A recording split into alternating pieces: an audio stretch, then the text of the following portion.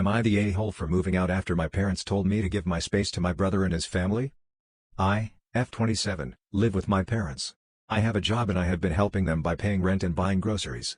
My brother is married and has 2 children, a 2-year-old and a newborn. He recently lost his job and has asked my parents if he can move back in until he is back on his feet.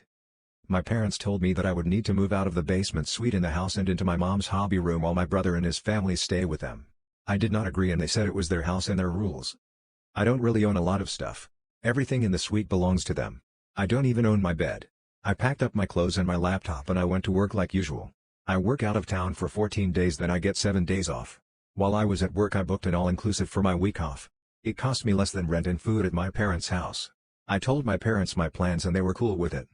I started getting texts a few days ago asking where my rent and grocery money was. I said that I moved out. That if I wasn't loving there and eating there I wasn't going to be giving them money. They got really upset because they were counting on the money to help support my brother. They said that I moved out without giving notice. I said that they literally gave away my living space and that I didn't owe them anything if I wasn't there. I asked them how much they are charging my brother. I was giving them $1,800 a month, Canadian money, for rent and food and I was only home a maximum of 14 days a month. Usually less. My brother called me to say I was an ass for not helping him out. I pointed out that he hadn't sent our parents money when he was employed. He said that he had a family to support so he needed his money. He said if I came back he and his family would move upstairs and I could have my space back. I had actually done the math though. I can stay at all-inclusives which cover my room, maid service, food, alcohol, and entertainment for 2/3 of what I was paying my folks. And I don't have to live through Edmonton winters when I'm not working. I sent my parents $500 to help them with groceries, then I went to the beach. My parents, my brother, his wife, and a fair few of my other relatives are saying that I'm an asshole for abandoning them on a time of need. I think if I'm not there I shouldn't have to pay anything. Am I the a-hole for asking my sister to not walk around semi-nude in the house? My 31M sister Emily, 28F, was recently homeless due to varying reasons. She approached me to ask for help, and I was only glad to help her. I told her that she can live in my house rent-free, and that she can stay there as long as she wants. Also, that I have no problem even if she lives there permanently, etc. My wife Sarah, 35F, was fine with it as well. She likes to walk around in revealing clothes. Sometimes she doesn't wear a bra, and at others she has no top at all. I had no problem with remaining there at all, but I don't like people who act like this. Especially when it's my house. I never asked her to not wear such stuff if she's staying elsewhere. So I asked her politely to not do that, especially since there's my 10-year-old son as well. She got mad and accused me of controlling her, being a misogynist, and that it's none of my business what she wears, etc. I responded by saying it is my business when you're living in my house. If you want to do that, go ahead, but you cannot do it here. My morals do not allow that, and you're not even paying anything. I told you that you can live here forever, and the least thing you can do to repay it is to wear decent clothes. She got mad a lot and began to yell at me, using abusive language, etc. I did not back down and asked her to get out if she thinks it's problematic. She said when I can live here without paying money? Screw that, I am not going to leave and I don't want to search for another house either.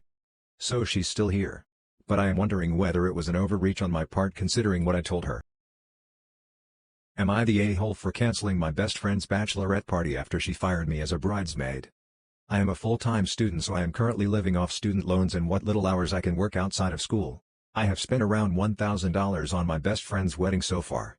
$350 on the bridesmaid's dress, $350 on the flight home to attend the wedding as I'm away for school, and about $100 on the gift I sent for her bridal shower. The Mo is currently very pregnant and having a rough time. She asked me to plan the bachelorette party. I agreed. I planned it perfectly and had it as a surprise. I messaged the other girls the plan. When they all agreed I went ahead and booked my idea.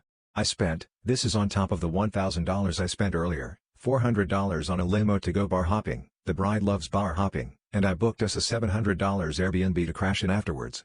As of right now the other bridesmaids did not chip in, this was out of pocket, but they said they would pay me back later.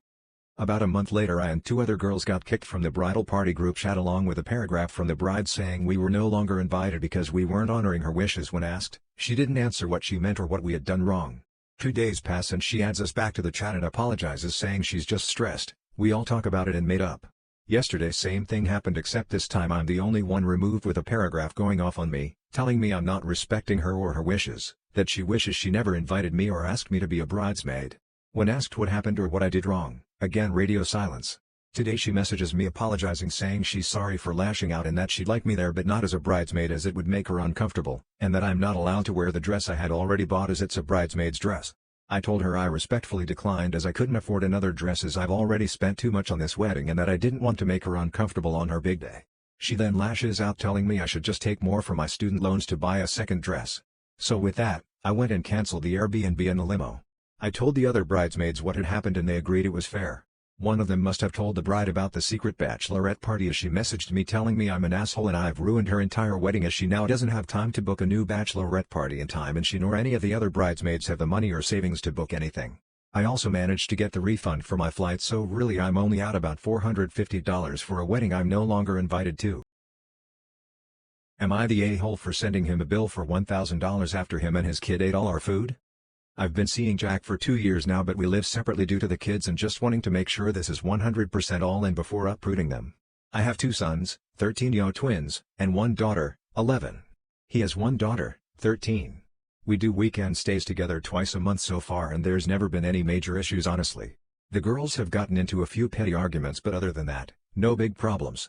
I spend around $1,000 a month in food and that covers me and my kids plus Jack and his daughter for the 2 visits a month. I do a lot of meal prep and couponing. Last month my mother asked me and my kids to go to her place in Louisiana to help her move out of her home and into a 50-plus community. It made me feel more comfortable to have my house occupied in my absence to keep the dehumidifiers and everything running, huge moisture issues and I don't want anything to mold or rust, so I asked Jack if he and his daughter wanted to stay at my place for 2 weeks in our absence to keep everything running smoothly. I gave it a 2-week time frame but was unsure of how long it would actually take. I knew the drive alone would be 2 days there and 2 days back. He agreed. I did my monthly shop before leaving and spent $1,092. I told them they could have some of my food when we were gone, so maybe this is my fault. But anyways, we got back 2 days ago, 4 days before the 2-week mark, and found my house in ruin, practically. Dirty dishes on the counters and table, dirty clothes throughout the living room and bedrooms, mine and my daughter's where they slept. I keep my house clean so this caused a lot of panic on my end. Grew up in a hoarder house so I take pride in a clean home. But the one thing that truly tipped me over the edge was finding that they went through at least 90% of the food I bought before leaving, in less than 2 weeks. We were left with a single pack of hamburger, all the veggies and a few boxes of pasta. Jack started scrambling when we entered the home, saying sorry, I was gonna clean before you got back but I didn't expect you so soon. I just gave a hushed please leave. He and his daughter left. But after giving it some thought, I told him he had to reimburse us the $1,000 worth of food that he and his daughter ate. I told him their intake was absolutely repulsive. That I said he could have some, not eat everything in the house and leave us with nothing. He said that he had allowed his kid to have her friends over and they are a lot but he shouldn't have to give me $1,000, given that I told him they could eat the food. That I have more than enough money, true, and he doesn't, also true. I still want to be reimbursed however. And yes, we split up. Am I the a-hole for expressing to my in-laws that I don't want to be their server for their family's Christmas dinner? So, I'm a newlywed, and my in-laws are rolling into town for Christmas and staying my husband's in my new house. They mentioned wanting to dine out for Christmas dinner, but I offered to whip up a home-cooked feast instead. Unfortunately, they turned down the offer. Now, here's where it gets interesting. I am currently working as a server in our town after recently being laid off from my corporate job.